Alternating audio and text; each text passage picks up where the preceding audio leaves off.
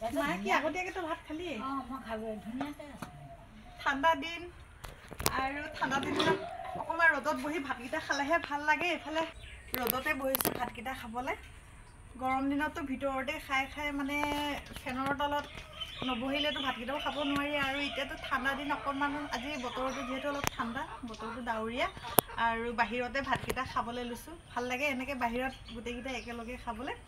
আৰু এইফালে আজি নিৰামিষ চব্জি, দালিত অমিতা দিছোঁ, অমিতা আৰু আমাৰ বাৰীৰে ধনিয়া দিছোঁ।